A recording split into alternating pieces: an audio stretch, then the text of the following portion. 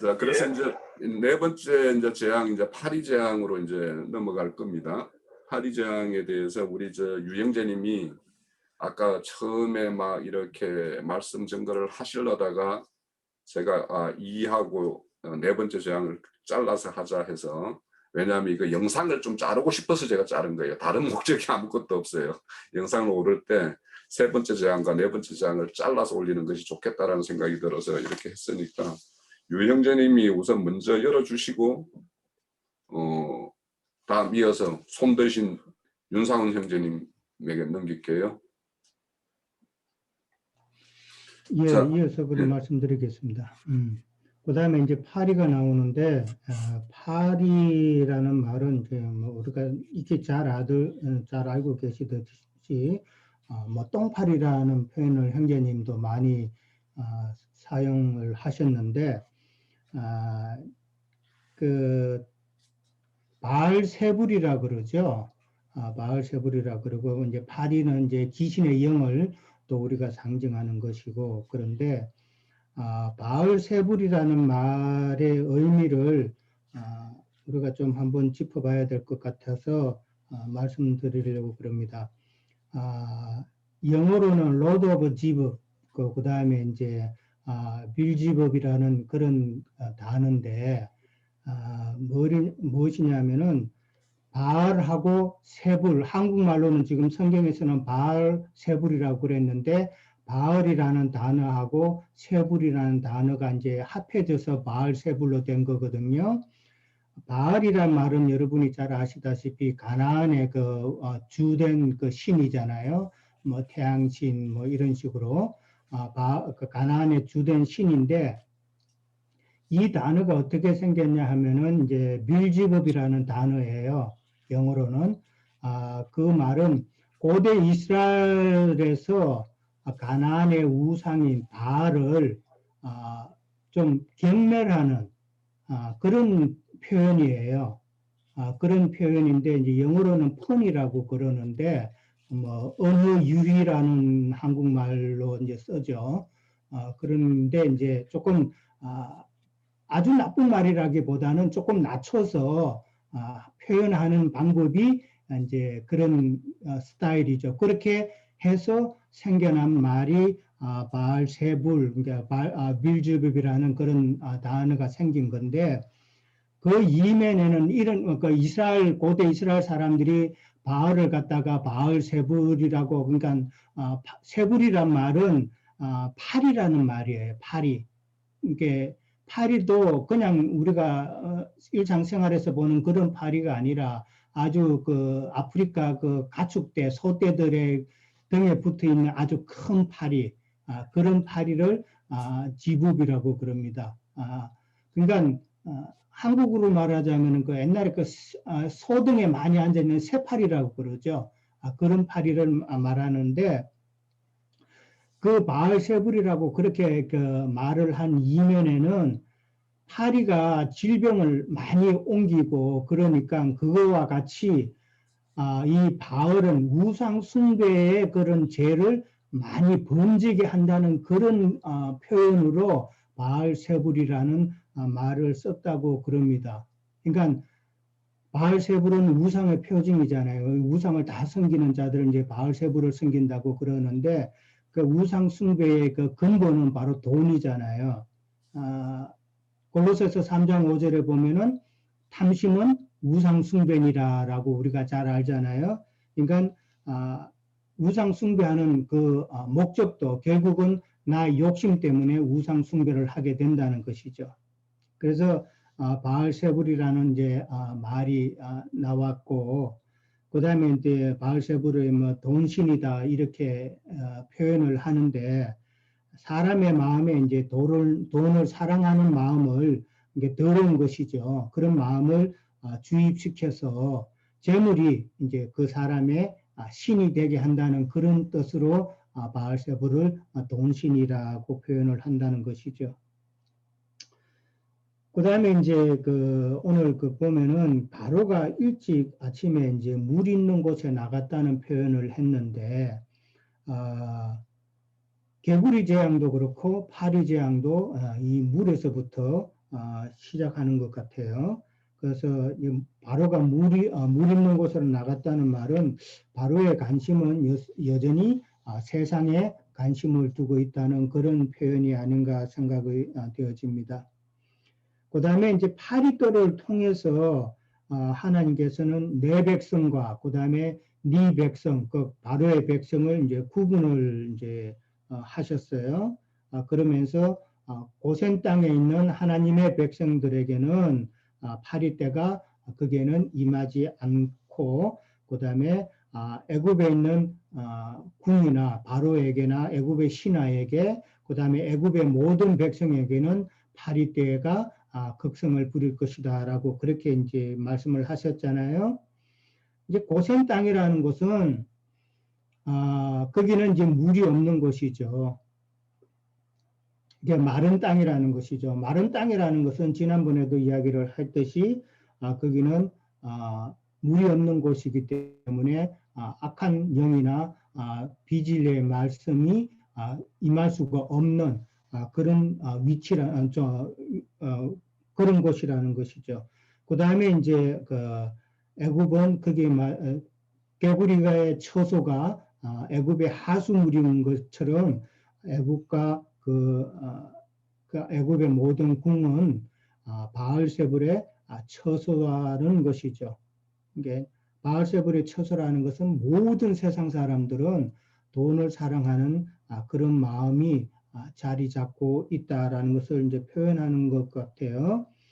그 다음에 이제 우리가 이제 많이 쓰는 그 표현 가운데 이기는 자를 늘 말씀을 많이들 하시는데 저는 이기는 자들이 지금 하나님께서 고센 땅과 애굽을 구분했듯이 우리에게도 이 분별되어지는 삶을 온전히 이루는 것이 참 이기는 삶이 아닌가. 그러니까 두말할 것도 없이 말씀에 대해서 이것이 하나님의 진리의 말씀인지 아니면은 섞인 말씀인 건지 분별되어지는 그런 능력을 가지는 것이 우리가 이기는 자의 그런 내용이 아닌가 생각이 되어집니다. 계시록에도 잘 아시다시피 뱀이 토한 물이 이게 과연 옳은 물인지 아니면은 뱀의 물인지 그런 게 분별하는 것이 이기는 자의 그런 모습이 아닌가 생각이 듭니다.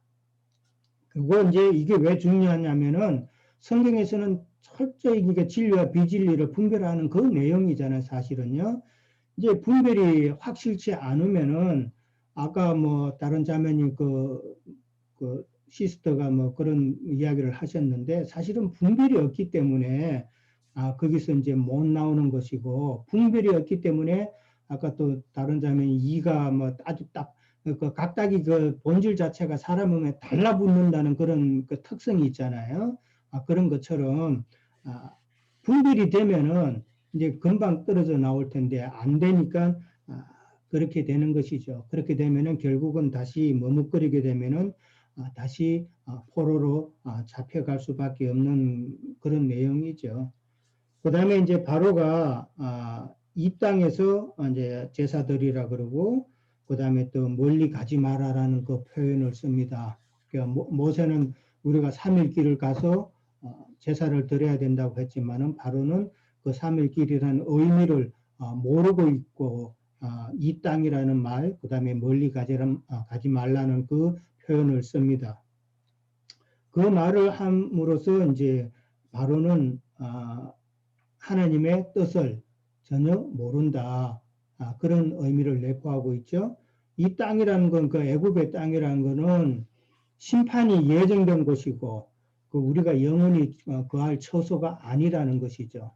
간혹 이제 이단들, 특히 여호와 증인들은 뭐 이 땅에서 천년왕국이 이루어져서 우리가 뭐 편안한 가운데 있게 된다 그러는데, 그거는 속이는 거짓말이죠. 이 땅은 우리가 어디까지나 이 땅에 거하는 동안에 온전한 구원을 이룰 수 있는 장소지 거하는 장소는 아니다라는 것이죠. 그 다음에 이제 멀리 가지 말아라 하는 것도 이제 온전한 예배를 드릴 수 있는 3일 길을 이제 모른다는 이야기인데 결국은 마귀가 세상 믿는다고 하는 자들에게 늘 속삭이는 말이 십자가의 은혜만 네가 깨달아라는 그 이야기잖아요. 그렇게 온전한 예배는 드리지 말고 이기는 그런 계열에는 들어가지 말고 그냥 이렇게 십자가 초보만 믿다가 그냥 죽으라 그런 이야기죠. 예. 그래서 진리에 대해서 이제 무지하게 되면은 초보의 도만 자꾸 사모하게 되고 지난번에도 말씀드렸다시피 세상 교회에서는 목사님이 인기 얻으려면은 십자가 설교만 잘하면은 그 목사님 그 교회에서 아주 인기 좋아요. 예. 교인들 눈물 콧물 다 빼게 만들면은 십자가 설교 잘해가지고 그렇게 만들면은 아주 최고 인기 있어요. 예. 그게 이제 다 속이는 것이잖아요. 그러다 보니까 그런 초보의 도만 가르치고 그다음에 혼적인 예배, 그다음에 열린 예배, 그다음에 이제 각종 그 교회 안에서 프로그램을 많이 만들죠. 그래서 교인들을 이제 묶어 두는 것인데 2와 8위가 결국은 아까 홍영진님도 이야기했다시피 그 치면서 우리의 이제 본질을 드러내는 것이잖아요. 그 2와 8위가 결국은 우리의 자신들이었다는 것을 이제 보여주는 것인데 그것을 깨달으면은 분별이 되면은 거기서 그 생활에서 나와서 더러운 곳에 있지 아니하고 정결한 처녀로서 그런 신부단장을 온전히 이룰 수가 있겠죠. 예, 여기까지입니다. 저기 아까 이게 넘어갔는데 땅을 치는 것에 대해서 조금 더 말씀하고 싶었어요. 네. 근데 이게 이제 나일강을 치고 그다음에 땅에 그 티끌을 치고 그다음에 이제 이렇게 보니까 이것도 순서대로 넘어가요.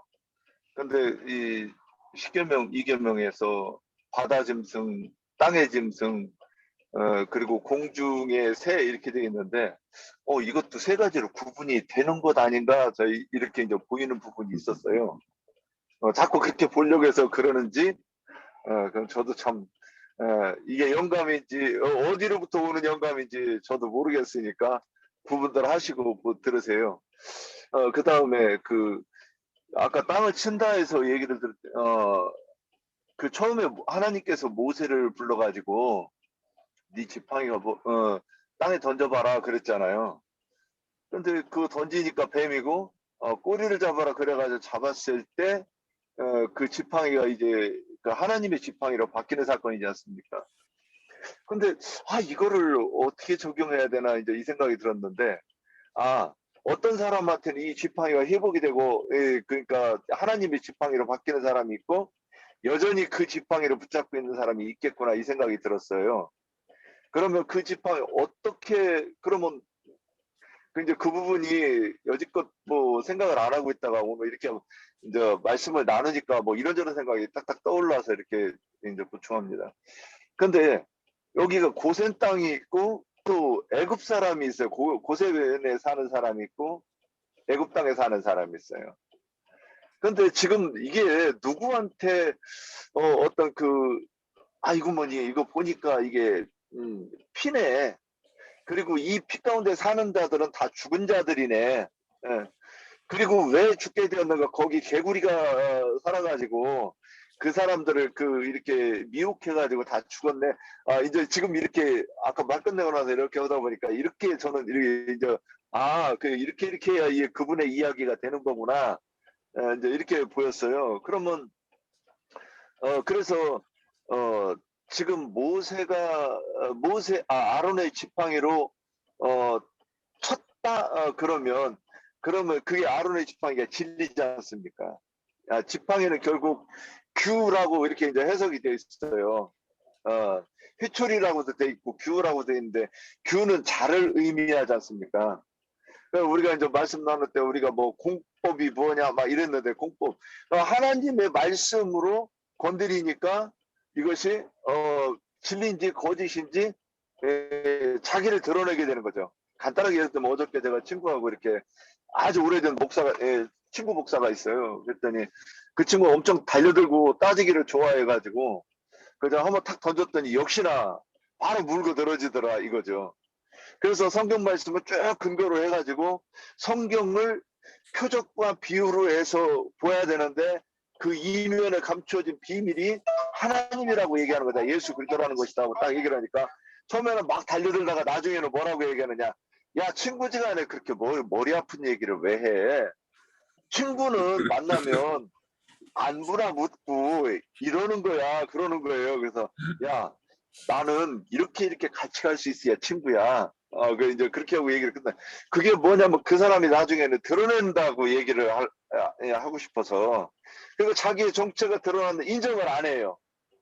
그러니까 너는 왜 보통 사람들이 하듯이 친구가 만나서 안부나 한번 묻고 술이나 한잔 해가면서 그동안 있었던 힘든 얘기 뭐 이런 거 해가면서 좀 서로 위로받고 그런 관계를 안 가고 너는 왜 이렇게 피곤한 걸 얘기해? 이렇게 얘기하는데 평상시에 그 사람이 그런 얘기를 안 하는 사람이라는 거죠. 엄청 따지고 막 이렇게 하는데 나중에 급하니까 이제 그렇게 얘기를 하더라 이거죠.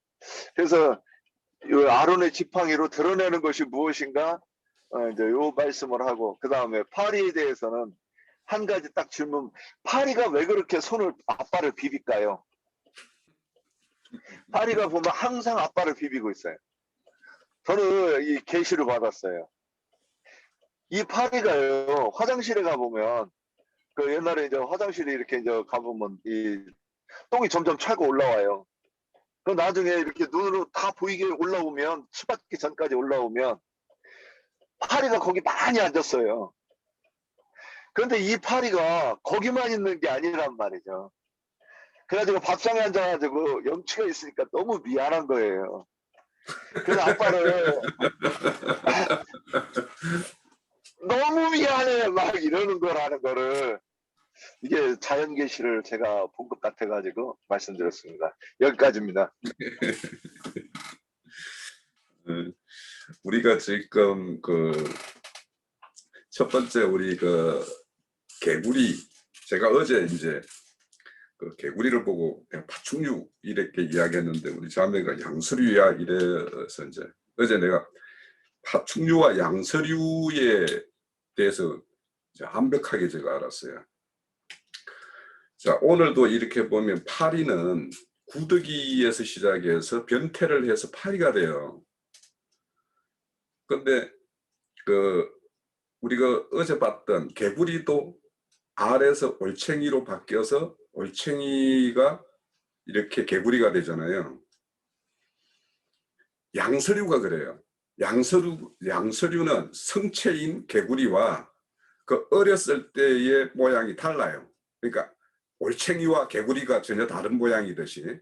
그런데 파충류는 똑같은 날 때나 거기 자랐을 때나 똑같아요. 악어 새끼는 어렸을 때도 악어 새끼처럼 그대로 생겼어요. 그게 그냥 몸집만 커지는 거예요. 이게 파충류하고의 구분되는 거에 또 하나이고, 파충류는 딱딱한 등껍질을 가지고 있어요. 그런데 양서류는 부드러운 피부를 가지고 있어요. 그리고 이제 어렸을 때는 올챙이는 뭐냐면 아가미로 호흡을 해요. 그런데 이게 개구리는 뭐 해야 되냐 하면 피부와 흡파로 해요. 파충류는 다 흡파 호흡이에요. 알이 또 달라요. 올챙이는 부드러운 알이에요. 그래서 이거는 밖에다가 이 햇빛이 쬐이는 어디 밖에다 놓으면 다 말라 죽어요. 그래서 반드시 물에 놔야 돼요.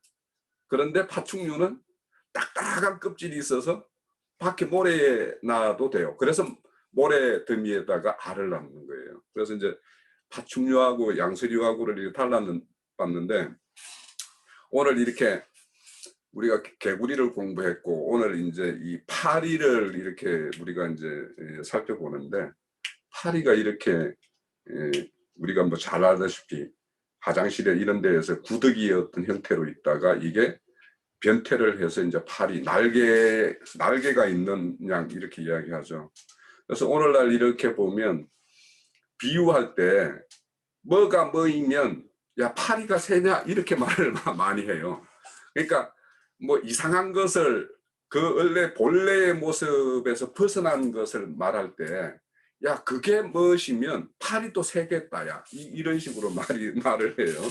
그래서 이제 이 파리라는 것이 이제 그냥 이렇게 보면 우리는 구더기를 보면은 굉장히 막 이렇게 역겨워하고 그게 뭐냐면 있는 처소가 그 화장실이나 그런 어떤 환경에 있으니까 그거와 이렇게 한꺼번에 보니까 이제 굉장히 역겨워하지만 그래도 파리는 약간은 이렇게 봐줄만 한 듯이 이렇게 보고 있잖아요.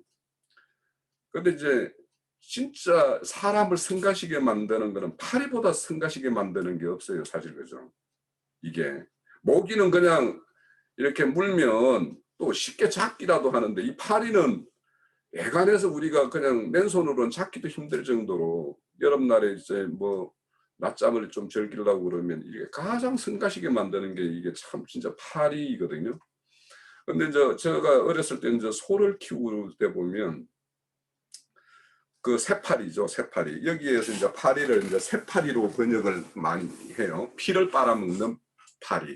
그러니까 우리 흔히 말하는 파리보다는 피를 빨아먹는 파리. 그러니까 앞서서 피를 빨아먹는 뭐 모기 이런 비유하듯이 이 파리 역시 새파리를 이제 많이 이제 상징을 하고 있는데, 그래서 이 파리라는 것이 이제 이런 어떤 자기의 어떤 원래의 모습을 살짝 이렇게 위장해서 뭔가 이렇게 나타나는 그런 어떤 상징으로서도 이렇게 우리가 볼 수 있는 것이 아닌가. 그러니까 우리가 생명의 변태가 일어나요. 우리가 그런 변태가 일어나야지만이 우리가 온전한 사람으로 이렇게 하나님의 어떤 창조 목적의 완성체로 나아가는 것이기 때문에 우리도 반드시 이렇게 변태를 해야 되죠. 변태를 해야 되는데 이런 것들이 변태가 일어나는데 기형적인 변태, 하나님의 어떤 목적과 상관없는 어떤 변태가 일어나는 어떤 하나의 어떤 그런 표징으로 우리한테 보여주는 것이 개구리의 어떤 변태, 파리 그 구더기가 파리로 변하는 변태, 이런 것들을 우리에게 또 보여주는 것이 아닌가, 이런 생각도 한번 해봤고요. 그런데 여기도 보면 파리 재앙을 하면서 내 백성과 너의 백성을 이렇게 나누는 걸 이렇게 말씀을 해요. 23절에 보면 내 백성과 너의 백성 사이를 구별하리라. 그러니까 파리를 생기게 하는 것을 이적으로 하나님은 행하시는데, 우리에게 표상으로는 어떤 것을 보여주냐 하면 내 백성과 너의 백성을 이렇게 나누는 것. 그러니까 파리떼가 들끓는 어떤 무리와 들끓지 않는 무리를 이렇게 나눔으로 인해서 하나님의 속한 자와 하나님의 속하지 않은 자를 이렇게 명확하게 구분하는 것. 이런 것들을 우리에게 이제 보여준다라고 볼 수가 있겠다는 생각이 들고요. 또 이 금방 말씀드렸던 대로 이 파리를 우매한 어떤 지식, 이런 걸로 이렇게 비유하는 말씀이 하나 있어서 한번 이거 하나만 좀 찾아볼게요. 전도서 10장 1절입니다. 전도서 10장 1절.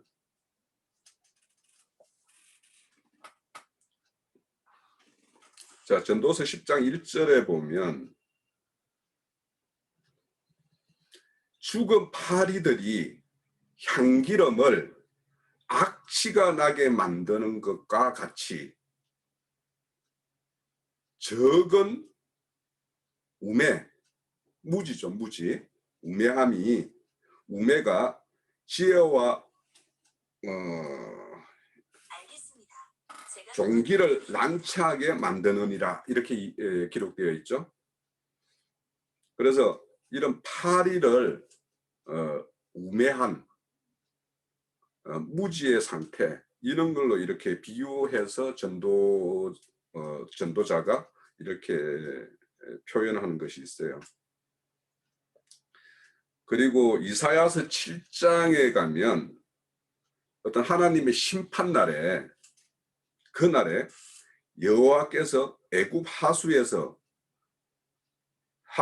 먼 곳의 파리와 아수르 땅의 별들을 불러서 너희들을 심판할 것이다, 이렇게 표현한 것이 나와요. 그러니까 이런 어떤 지금 우리가 계속 지켜보는 내용들이 어떤 자연의 어떤 생물들을 통해서 하나님의 어떤 뜻을 계시하고 그것을 또 바로의 어떤 심판의 어떤 도구로서 이렇게 사용하는 것들을 우리가 지금 계속 보고 있습니다. 그리고 이제 질문 중에 거기 보면 이제 바로가 협상안을 가지고 와요. 타협안을. 야, 먼 곳 가서 이렇게 하지 말고 가까운 데서 이렇게 제사를 지내라 이렇게 할 때 모세가 이렇게 26절에 보면 모세가 이르되 그리함이 부당하나이다. 우리가 우리 하나님 여호와께 제사를 드리는 것은 애굽 사람이 싫어하는 바인즉 우리가 만일 애굽 사람의 목전에서 제사를 드리면 그들은 그것을 미워하여 우리를 돌로 치지 아니하리까 이렇게 이야기해요. 그래서 우리는 사흘 길을 강야로 나아가서 제사를 드리겠다라고 이 바로의 어떤 타협안을 모세가 거절하는 모습을 보이고 있어요. 그러면 여기에서 이제 제가 네 번째 질문에 바로는 이 땅에서 너희 하나님께 제사를 드리는 것에 대한 모세가 애굽 사람들은 싫어할 겁니다. 그래서 우리를 돌로 칠 것입니다라고 하는 것에 대해서 왜 그러면 이 애굽 사람들은 하나님께 제사 드리는 것을 싫어할까? 그래서 우선은 이제 가장 쉽게 생각할 수 있는 것은 이스라엘의 백성들은 바로의 노동력을 제공하는 그런 거예요. 그래서 그 제사를 지낸다라고 하면 그만큼의 어떤 그 노동력을 상실하는 어떤 그런 결과를 빚기 때문에 애국 사람들을 싫어할 것이다라는 것이 이제 1차적으로 그 사람들의 어떤 그런 본능적인 생각에 기반한다라면 그럴 것이고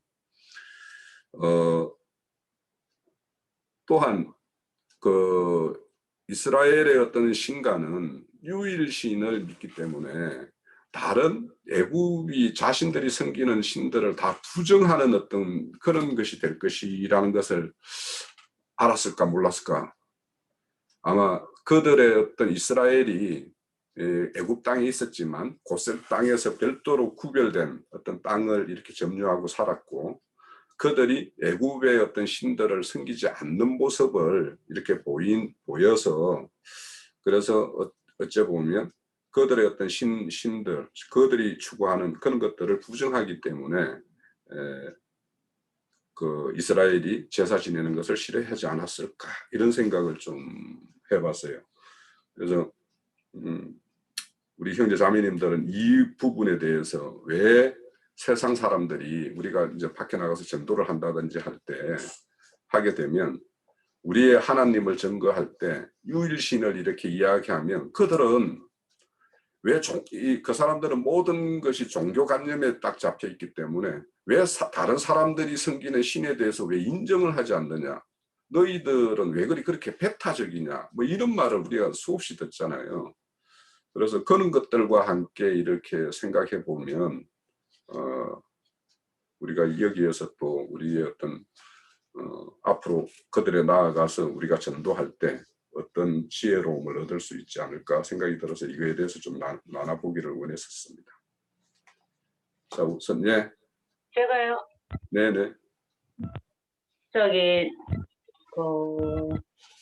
보면 거기 20절에 보면 계속 말씀을 내 백성을 보내라 하고 그들이 나를 섬길 것이니라 하고 지금 여기 이제 말씀은 내 백성과 내 백성을 지금 이제 갈라내는 말씀을 하시거든요.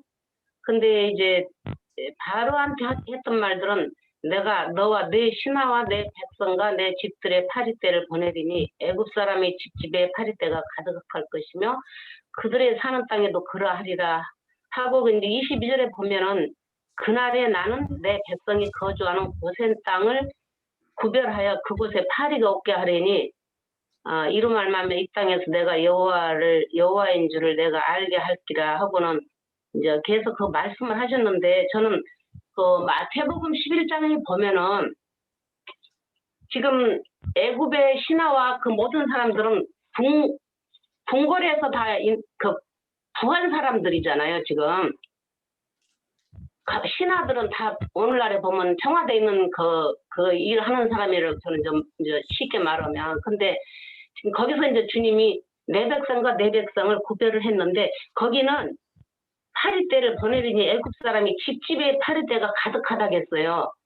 그러니까 그들은 귀신 그러니까 파리는 똥파리라고 하잖아요. 세상에서도 저 옛날에 제가 어렸을 때 보면 하트를 치는 것 보면 똥이 나오면 돈 딴다고 제가 그 소리를 좀 들었거든요.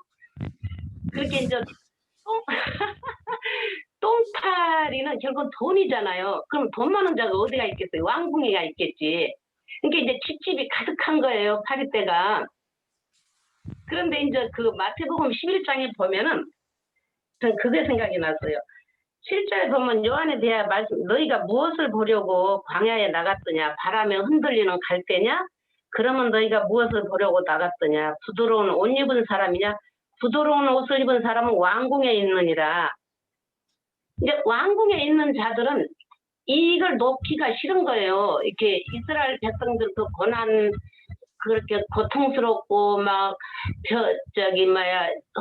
흥리겨서 벽돌 맞는데도 주지도 않고 했던 그런 사람을 보면은 하찮게 보이고 손 하나 까딱 않고 그러고 싶잖아요. 그게 다 이제 종교 지도자들이잖아요. 그리고 거기서 하나님의 백성들을 아주 굉장히 옥죄이면서 사는 거잖아요.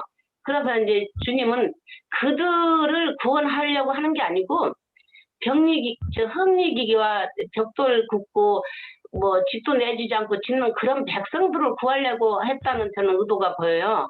그래서 내 백성과 내 백성, 왕궁에 있는 것은 바로의 백성이고 그들이 다 주관하는 거잖아요. 그런데 이제 거기서 압제당하고 고통당하는 것은 이스라엘 백성들이기 때문에 내 백성과 내 백성을 구별하여 애굽의 거센 땅, 거기는 이제 빛만 있지 이제 흑암이 없는 곳이라겠어요. 그래서 거기서 있는 자들은 아까 미국 유행제님이 말씀하셨듯이 물이 없는 곳이라고 했는데 진짜 세상 물이 없는 것이죠. 세상하고는 멀리 떨어진 거센 땅이라는 건 세상하고는 멀리 간격이 떨어진 곳이라고 이제 저는 이렇게 좀 느끼고 읽었어요. 그래서 그곳에는 오로지 빛만 있고 빛은 이제 진리가 밝다는 얘기인데 이제 1절 따지면 우리 지금 안양교회나 미국 교회 우리 교회 근기름변 교회에서 이제 이 지체들이 주님 말씀의 떡을 먹고 산다고 저는 이제 그 비유하고 싶어요. 그래서 이걸 보면서 이렇게 재앙을 내리지 않으면 그들이 놔주지도 않지만 이스라엘 백성도 재앙을 내릴 때마다 이스라엘 백성이 그렇게 굉장히 고통스러울 거 아니에요. 그러니까 모세와 아론을 원망을 했잖아요. 그래서 저는 양면이 다 지금 한쪽은 쓰임을 받고 한쪽은 나오게 하시려고 주님이 양면을 쓰고 있다는 걸 조금 볼 때 이제 나의 내적인 것을 볼 때 옛사람을 치지 않으면 새사람이 주님 앞에 한 발짝 더 안 간다는 것을 저는 좀 말씀드리고 싶어요. 우리는 안주하고 싶고 조금 내가 이제 어느 지표 교통도 했지만 우리가 계속 어렵지 않고 힘들지 않고 고생스럽지 않은 길을 간다면은 주님의 은혜를 모른다. 왜냐하면 고통스러움이 있어야 그것이 지나고 나서 그 고통이 좀 덜해지고 그걸 주님이 이제 환경을 조금 이제 풀어 주실 때 이게 얼마나 정말 감사하냐 그걸 나오는 것이지 항상 평탄한 길을 가고 굽은 길이 없으면은 반드시 우리는 그래요. 저는 제로 말하자면 굽은 길이 없이 그냥 가면 잘 믿어줄 내가 나 이렇게 좀 안 하면 주님 잘 믿을 것 같았는데 주님이 볼 때는 아니야. 저는 이제 그렇게 깨달은 거예요.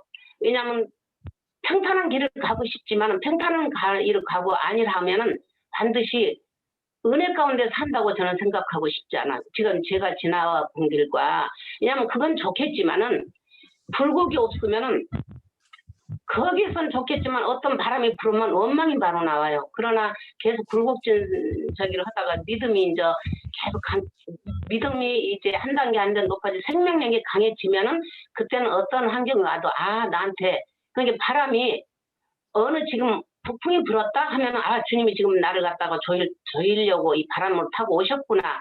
근데 그 북풍만 계속 불으면 찬바람에 막 된소리에 너무 생명이 안 자라잖아요. 근데 이제 그런 가운데도 어둠인 가운데도 생명은 잘 자라요. 잡초처럼. 근데 이제 그걸 지나고 나면 반드시 주님이 북풍만 부냐. 남풍으로 바람이 확 돌려요. 이제 바람에 따라서 주님이 내가 어디서 왔다, 어디로 왔다 가는 것을 너희가 알지 못하냐 할 때, 그걸 이제 우리 영의 직감으로 알잖아요. 지금 북풍이 내가 낮출 때다, 숙일 때다 하고 어느 순간에 하다 보면 주님이 이제 남풍에 따뜻한 바람이 불을 때는 주님 감사합니다. 이제 이 기도가 저는 나오는 걸 보면서 이스라엘 백성과 바로는 나의 참으로 편안하고 안일하고 좋은 것만 갖고 싶어하는 그런 나의 마음이라고 저는 이제 저를 보면 표현을 하고 싶어요. 근데 이제 이스라엘 백성들, 내 백성과 내 백성은, 나의 옛사람은 바로의 백성이고 나의 새사람은 주님의 백성으로서 고센 땅에서 주님이 이제 살게 하시는 것을 저는 좀 이 말씀을 깨달았거든요. 그래서 좀 이 말씀을 좀 드리고 싶었어요. 주님이 하시는 것은 다 목적이 있고 뜻이 있고, 주님 하시는 일은 다 우리를 결국은 바로에게서 빼내서 당신의 아들로 삼기 위해서 이렇게 하신다는 것을 저는 좀 깨달았어요. 여기까지예요. 네네. 우리 윤상훈 형제님. 예. 예, 먼저 말씀해 주시죠. 예. 우리 혹시 제가 손 이렇게 올려놓은 표시한 거 이거 보이십니까? 잘 보여요. 제일 앞에가 있어요. 손을 올리는 그게 순간. 아니고 우리 지체분들께서도 이 기능을 사용하시면 좋겠다. 이거라는 이렇게 좋은 기능이 있었네. 손 그거는 들고 예, 다 아시죠? 뭐. 내가 자, 끝나면 그다음에 어디에 있는지 알려드릴게요. 예. 예, 그다음에 제가 이제 계속 출애굽기 10장을 옛날에도 강론으로 들었는데 뭔 얘기인지 못 알아들었었어요. 그럼 오늘 나누면서 막 이렇게 이제 팍팍팍팍 이렇게 뭔가 생각이 영감이 떠올라서. 근데 오늘 그 파리도 저는 우리가 이 집에서 많이 볼 수 있는 그 파리인가 했더니 아까 번역본을 보면 그게 파리 소 피를 빨아먹는 등해라고 하는 그 파리를 얘기하는구만요. 근데 이렇게 되면 그러니까 맞네. 제가 이제 이 부분이 그러면 이게 창세기 3장에서 뱀이 저주를 받는 장면이 나와요. 너는 흙을 먹으리라. 예. 그러면 그 흙이 우리 해석이 됐잖아요. 인본주의 신앙인을 말하는 것이다.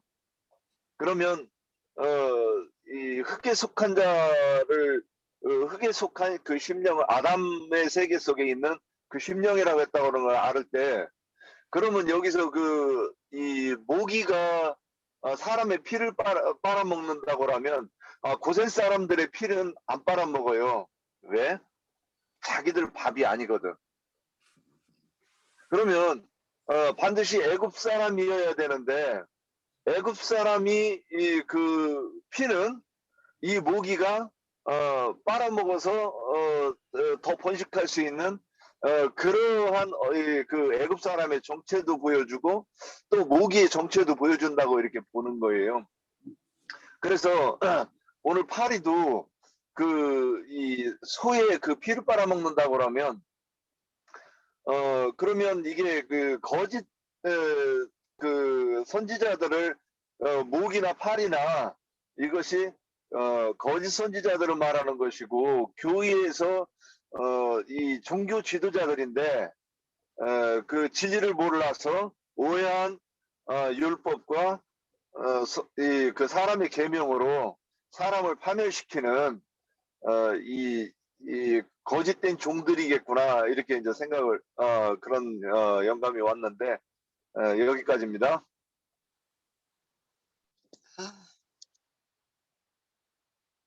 제가 할게요. 네, 하세요.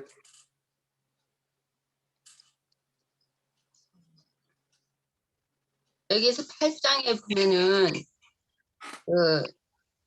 애굽의 요술자들은 일을 만들지 못했어요. 그래서 여기서 보면 19절에 보면은 18절부터 보면은 요술자들이 자기 요술로 그같이 행하여 일을 힘기게 하려 하였으나 못하였고 이가 사람과 가축에게 숨긴지라. 요술사가 바로에게 말하되 이는 하나님의 권능이니이다.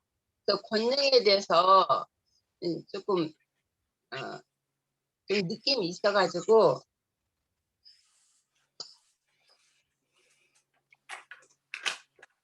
이거 파리에 대해서 잠깐 얘기할게요.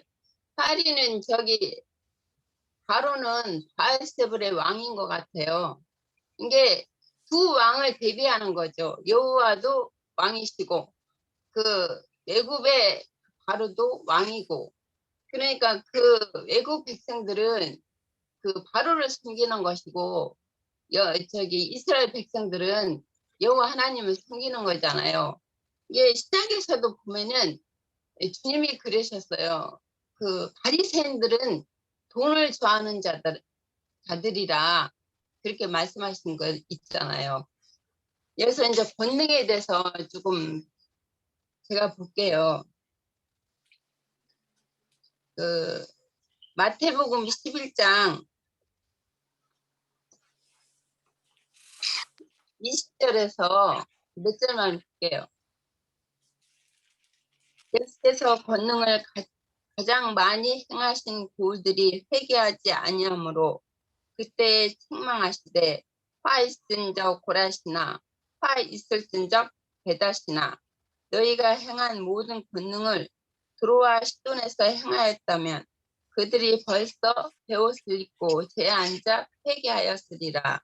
내가 너희에게 이르노니 심판날에 두로와 시돈이 너희보다 견디기 쉬우니라.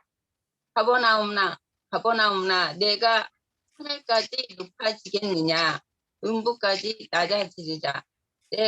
내가 행한 모든 권능을 소돔에서 행하였더라면 그 성이 오늘까지 있었으리라. 내가 너에게 이르노니 심판날에 소돔 땅이 너보다 견디기 쉬우니라. 여기까지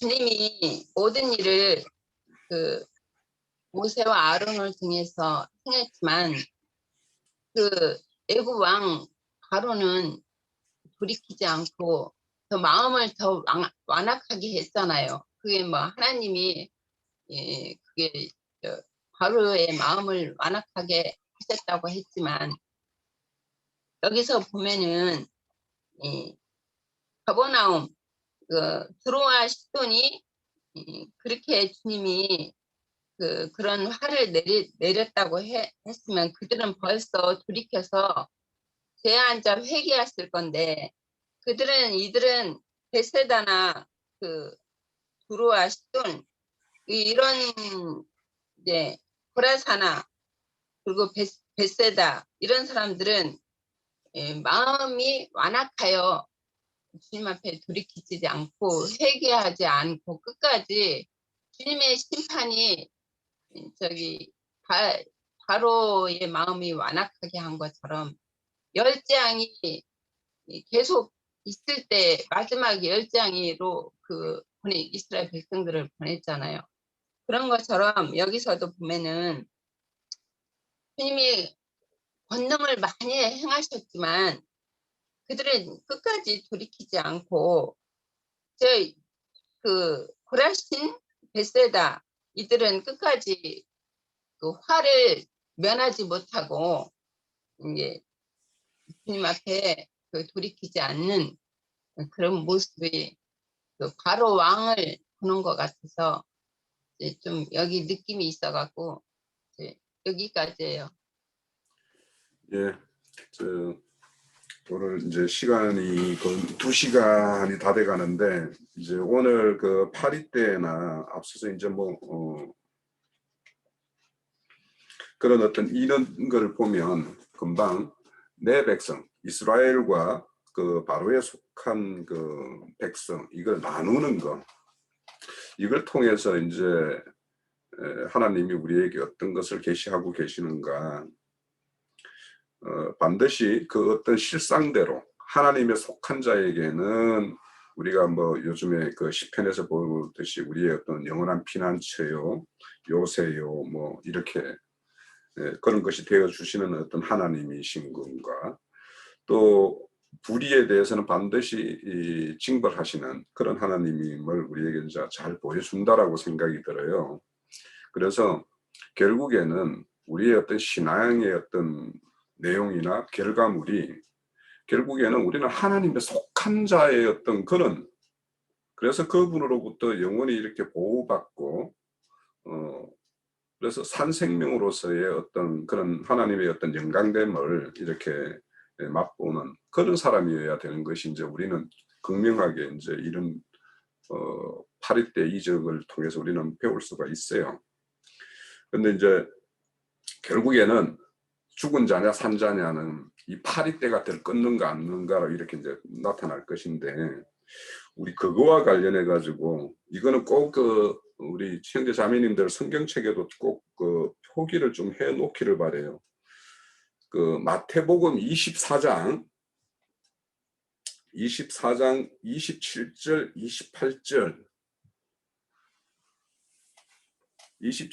28절에 보면 번개가 동편에서 나서 서편에 번쩍임과 같이 인자의 임함도 그러하리라. 죽음이 있는 곳에 독수리가 모일 것이니라, 이렇게 되어 있어요. 그러면 이 말씀의 병행 구절이 누가복음 17장 37절이에요. 그거를 이따가 이제 볼 테니까, 여기에 28절에 여기에서 죽음, 뭐 지금 파리가 들끓는 이것이 이제 바로의 어떤 실상이죠. 바로의 속한 자들의 실상인데, 이 마태복음 24장과 누가복음 17장은 동일한 말씀이지만 전혀 의미가 다른 거예요. 이걸 반드시 우리가 좀 기억을 했다가 이것에 대해서 그냥 문자적으로 해석하는 사람들에 대해서는 우리가 이걸 바르게 이제 일러줘야 되는데, 28절에 죽음이라는 거는 이거 헬라어를 찾아보면 프토마 해가지고 떨어진 시체 이런 뜻이에요. 그러니까 죽음이 있는 곳에 독수리가 모일지니라 하는 것은 우리 계시록 19장에 보면 하늘 군대가 그 대적들을 다 쳐서 새 밥으로 주죠. 새 밥으로 주죠. 그거를 말하는 거예요. 여기 죽음은 하나님 뜻 가운데 죽는 것이 아니라 아무 가치 없이 죽는 어떤 그런 죽음을 말하는 거예요. 여기의 죽음은. 그래서 그 죽음이 있는 곳에 독수리가 모일 것이라 할 때, 독수리는 시체를 뜯어먹기 위해서 모이는 이 독수리예요. 여기에서 독수리는. 그리고 모일 것이라 할 때 여기에 우리 그 해당이라는 신하고 이 말을 써요. 이 말을 쓰고 누가복음 17장 37절에 가면 똑같은 말이 나와요. 예. 17장 37절에 가면 그 우리가 앞서서 마태복음의 24장은 거짓 선지자, 이적과 표적을 행하는 자 이런 말에 이어서 나오는 말이에요. 그런데 이제 누가복음에는 한 사람은 데려감을 당하고 한 사람은 버려둠을 당하고 막 이런 말씀을 할 때 이제 제자들이 묻는 거예요. 그들이 대답하여 이르되 주여 어디 오니까? 그러니까 어디에서 데려감을 당하고 어디에서 버려둠을 당하는 것입니까? 뭐 이런 식으로 이제 묻는 것이겠죠. 그래서 이르시되 죽음이 있는 곳에 독수리가 모일지니라 할 때 여기에 죽음은 앞서 그 죽음과 전혀 다른 단어. 우리가 흔히 하나님의 어떤 목적대로 살다가 가고 그래서 그 목적에 다하고 죽은 어떤 그 죽음. 그래서 여기에서는 오히려 죽음보다는 그 소마, 몸이라고 이야기를 해요. 그러면 이 몸은 어떤 것일까? 이 썩어질 어떤 육체의 어떤 죽음을 뻗고 신령한 몸으로 덧입혀 있는 이런 상태의 어떤, 그러니까 그게 죽음이 아닌 온전히 영생하는 어떤 몸을 말하는 것으로 보는 것이 맞겠다라는 생각이 들어요. 그래서 죽음이 있는 곳에 독수리가 모이니라. 이때 독수리는 어떤 독수리냐? 우리 계시록 12장에 가면 그 해를 입은 여자를 이렇게 강양 어느 곳에 이렇게 업어다가 이렇게 양육하는 그런 독수리예요. 여기에서 독수리는 오히려. 그러니까 독수리를 이런 어떤 썩은 어떤 그 살을 파먹는 그런 독수리로 표현한 것과 하나님의 어떤 떡 가운데 죽은 자를 이렇게 업어서 하나님의 어떤 여기서 보면은 이제 뭐 음부 낙원으로 이렇게 업어가는 이런 모습으로 이제 연상해 볼 수 있겠죠. 그런 의미예요. 그리고 독수리가 모인이라 할 때 이것도 앞에는 24장은 그냥 단순히 신하고인데 여기는 에피 신하고예요. 그러니까 해당은 해당이지만은 뭐냐면 위에 어떤 에피라는 어떤 전치사는 위라는 뜻이거든요. 그래서 하나님 뜻 가운데 모여 있는, 그래서 하늘에 앉혀져 있는 자들이 모여 있는 어떤 이런 의미로 우리가 해석을 하면 될 것 같아요. 그래서 이제 뭐 이거를 우리가 좀 이렇게 구분해서 이렇게 다들 알고 있을 테지만 그렇게 구분하고 해서 우리가 인식을 하고 있어야 되고, 바로 지금 파리 때 어떤 재앙에서 고센 땅과 고센 땅 밖을 이렇게 경계로 해서 내 백성에게는 파리의 재앙으로부터 보호를 하고 바로에 속한 자들에게 대해서는 파리로서 이렇게 벌을 쟁취하는 이런 어떤 모습들을 우리가 이 파리 재앙으로서 하나님이 우리에게 보여주고자 하는 그런 어떤 표징이 있는 거 아닌가라는 말씀을 좀 드립니다. 예. 자, 저는 이제 파리 때 재앙에 대해서도 이제 저는 제 증거는 좀 마치고자 하고요. 덧붙여서 뭔가 이렇게 증거 주실 형제 자매님 있으면 뭐 한두 번 듣고 마치죠. 지금 한 2시간이 됐네요. 예, 제가 저만 이렇게 의문을 가졌나 모르겠어요. 왜 이게 재앙이지? 그러니까 모기가 저기 사람한테 뜯어먹었다. 이게 왜 재앙이지? 저는 이런 생각을 해봤어요. 여기 제 말로 이렇게 설명이 안 되니까 내가 이거 분명히 이해를 못하고 있는데 이게 왜 재앙일까?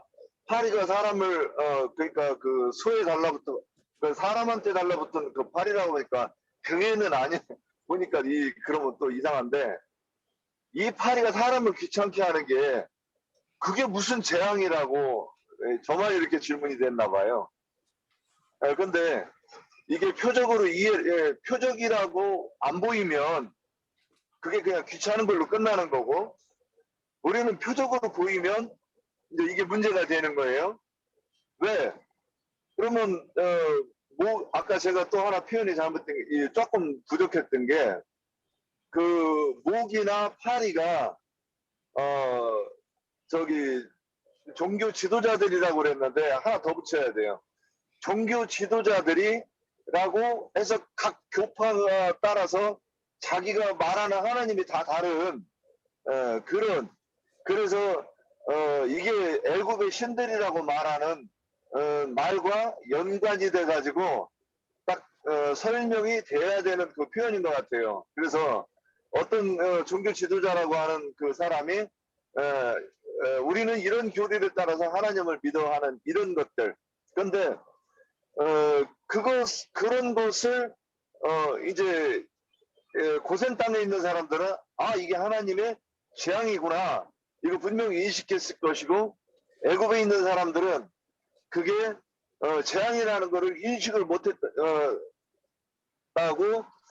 그래서 이게 재앙이라는 것인가. 그러니까 이게 해결을 받고 못 받고, 그래서 그냥 두었다는 거는 사망 가운데 그냥 버려두었다, 이런 뜻인 거 아닌가 이렇게 싶어가지고 한 번 더 혹시 여기까지입니다.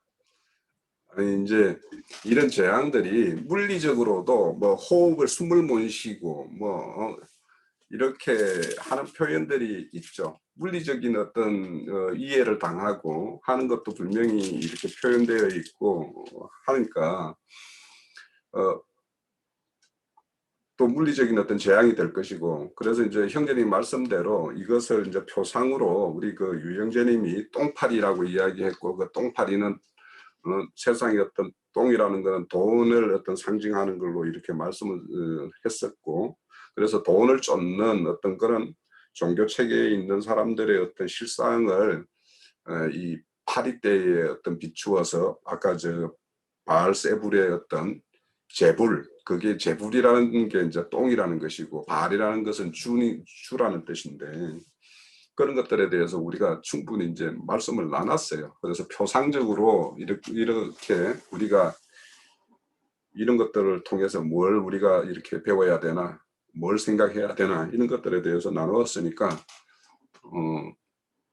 좀 부족한 것이 있으면 또 한번 생각해보고 뭐 댓글로서 이렇게 우리가 또 교제를 나누면 되니까 그렇게 하기로 하고 오늘은 시간이 너무 많이 됐습니다. 그냥 이 정도로 좀 마칠게요. 예. 자, 마쳐도 되겠죠? 네. 예, 이제 식사하십시오. 예. 저 구장에 대해서 미리 질문지 벌써 올려놨습니다. 그러니까 저 구장에 대해서도 한번 좀 이렇게 잘 살펴주십시오. 예, 마칩니다.